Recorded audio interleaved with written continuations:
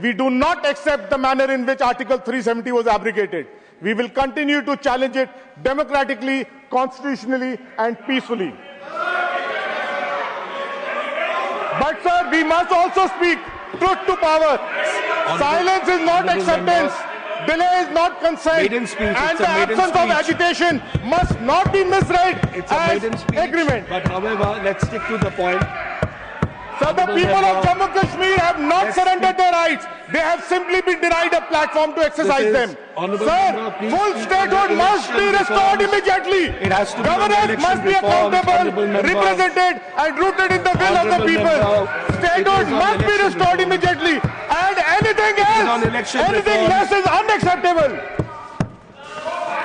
Sir, the National Conference stands for constitutional, peaceful and democratic engagement. The people of J&K still await their rightful voice. Anything that is not on the election reforms will not go on record. Separate from political rights. Anything that is not on the election reforms, please sit down. Governance is accountable, inclusive and democratic.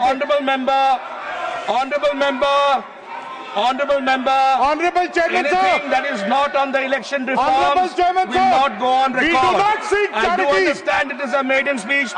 Please sit down. Please sit down. I'm making the ruling. We do not speak. Please sit down. I'm making the ruling. Sir, we do not seek charity. I'm sorry, that will not go on record. That is not part of the election reforms. Dignity. I'm sorry, honourable member, that will not go on record because it is not part of the election reforms. And our democratic space are non-negotiable.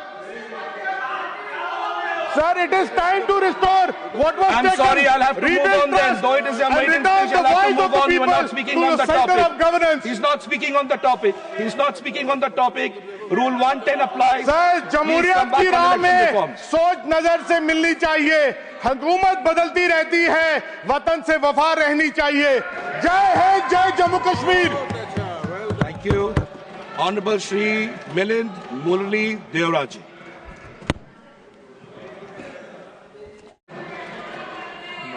Not present.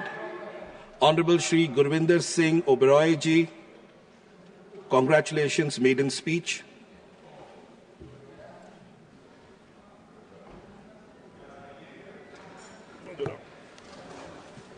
Honorable Chairman, sir, respected members, I rise today with humility and gratitude to my party leadership, Dr. Farooq Abdullah Saab, Honorable Chief Minister Umar Abdullah Saab, my party colleagues and the people of Jammu and Kashmir who I represent in this House. Sir, I am the first Kashmiri Sikh to have come to the Rajya Sabha, which speaks volumes on the secularism of my party leadership and the people of Jammu and Kashmir. In Jammu and Kashmir, sir, our faith may be different, our religions may be different, but it's humanity and brotherhood which binds us together. Sir, I express my strong reservations on the so-called SIR electoral reforms. Sir, I say so-called because what is being presented as reforms, Honorable Chairman, sir, is actually restructuring democracy to suit the people in power. So the government tells us that these reforms are necessary to clean the electoral system, but the reality is different. No national debate, no expert commission, draft prepared in secrecy, brought here for a hurried approval. This is not how electoral reforms are done. This is how political engineering is done. If this SIR electoral process reforms becomes law, the implications will be dangerous and far-reaching. The Election Commission risks being weakened, centralized, and placed under indirect executive influence. Provisions of funding, technology, and campaign regulations will hit small and regional parties like us. Rapid digitization of key electoral process without independent audit raises the fear of manipulations, surveillance, and targeting. Reforms without consensus do not strengthen democracy. They fracture the very confidence in the very process that elects the governments. Therefore, this exercise has unfortunately raised serious concerns for decades. Electoral rolls were revised with integrity, transparency, and fairness. Institutions were respected and processes were sacrosanct. But today, we are forced to ask, are these institutions being compromised? Are age-old procedures being questioned only to create confusion and delay? Is the trust between the people and the system being weakened deliberately? This is not about names on a list.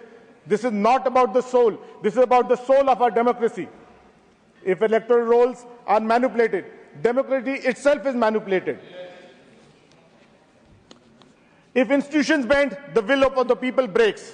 And let us be clear, many years from now, many of us may not be here, but the people of the great nation will remember only one thing: who stood with the Constitution and who stood against it.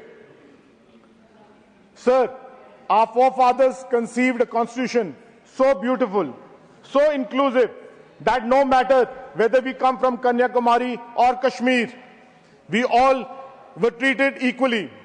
That was their vision. This is our responsibility. Sir, today one party is in power, tomorrow another will be. Governments change, the nation remains. But the question history will ask is simple. When the foundations were shaken, who defended the republic? We must say this loudly and clearly.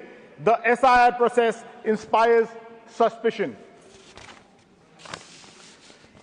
Let those who think electoral processes can be twisted know that the voter may be silent, but the voter is never helpless.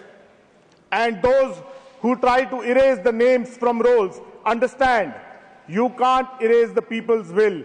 You can't delete democracy. Sir, when we talk of weakening of federalism and democracy, it is important to mention that abrogation of Article 370 and 35A on 5th August 2019 was done without the consent of the people and without an elected assembly. Article 370 was not a privilege. It was a constitutional guarantee, a bridge of trust between J&K and the Union of India.